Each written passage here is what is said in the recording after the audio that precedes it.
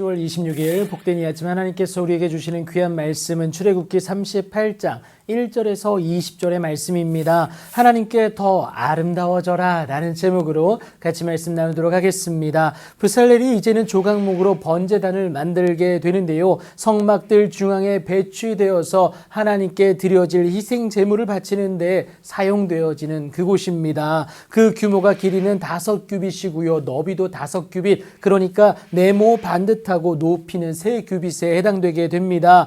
더불어 놋 그물을 만들게 되는데요. 제사시 번제물을 여기에 올려두기 위함이었습니다. 그리고 제단은 널판으로 속이 비게 만들었기에 이 놋 그물을 네모 반듯하게 번제단 안에 들어가게 만들어 놓은 형태였음을 여러분 기억하시면 되겠습니다. 하나님께 속죄와 감사의 예물을 드리는 곳이 바로 이 번제단입니다. 다시 말해서 죄로 인하여 하나님께 나아갈 수 없는 우리가 하나님께 나아갈 뿐 아니라 교제할 수 있는 그 통로가 된다라는 것을 여러분 기억하시면 되겠습니다. 하나님의 용서가 있고 그래서 하나님과의 만남이 있는 그곳이다라는 겁니다. 그런데 이를 행하기 전에 손과 발을 씻음으로 정결 예식을 거행해야 했습니다. 희생 제물의 피로 더러워진 그 손과 발을 씻는 것이죠. 그렇게 번제를 위한 손 씻음이 있는 물두멍 또한 놋으로 만들게 됩니다. 이제 이 모든 일이 일어날 장소를 구별하게 되는 것이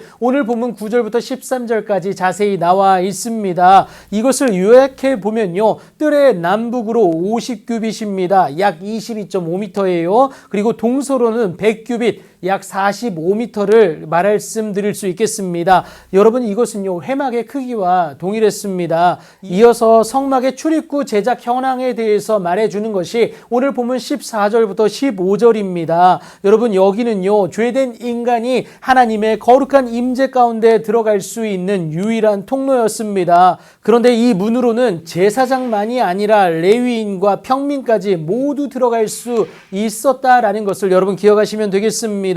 이 통로를 하나님은 유일한 길로서 우리에게 허락해 주셨는데요. 바로 그리스도 예수님임을 여러분 꼭 기억하시기 바랍니다. 그리고 이제는 성막의 경계를 이루는 것들에 대해 사용된 재료들에 대해서 언급하는 것이 16절과 17절입니다. 그리고 마지막으로는 뜰의 휘장문을 어떻게 만들어 갔는지 본문 18절과 19절에서 말하고 있고요. 성막 말뚝과 뜰 주위의 말뚝은 모두 놋으로 제작하였음을 마지막으로 언급하고 있습니다. 브살렐은 하나님의 말씀에 따라 이스라엘 자손들이 있는 일반 진영과 구별하여서 성막을 짓습니다. 그런데 여러분 기억하셔야 될 것이 차별이 아니다라는 겁니다. 하나님께 구별되어지기 위함이었어요. 그것은 성막에서 하나님과의 만남으로 시작됨을 여러분 다 아시지 않습니까? 그런데 이 만남이 우리 안에 온전히 있게 하기 위해서는 세상적인 욕심을, 그 쾌락을 우리가 과감히 내어 던질 수 있어야 된다라는 것을 여러분 꼭 기억하시기 바랍니다.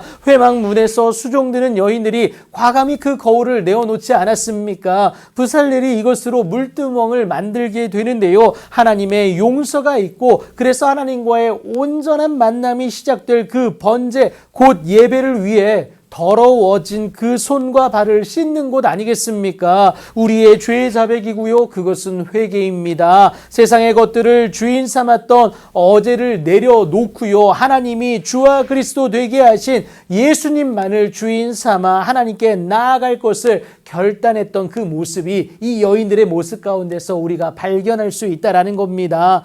세상적 기준으로 아름다워지려고 했던 그 도구였던 거울을 내어버립니다. 왜요? 그것은 반드시 우리의 한계를 비출 뿐이기 때문에 그래요. 하지만 하나님께 그것을 내어놓음으로 세상과는 구별되어지면 하나님으로 인하여 더 아름다워진 그 복된 인생의 주인공 우리가 될 수 있다는 것 여러분 꼭 기억하시기 바랍니다. 그런데 이를 위해서는 세상이 끊임없이 제시하는 그 탐욕의 기준을 우리가 내려놓을 수 있어야 합니다. 그것은 죄의 고백이고요. 회개일 뿐만 아니라 하나님에 대한 결단까지 의미하고 있습니다. 그 결단을 가지고 하나님이 보내신 그리스도 삼으신 예수를 통하여서 하나님께 더 가까이 나아가는 여러분들의 복된 오늘이 되길 예수님의 이름으로 축복합니다.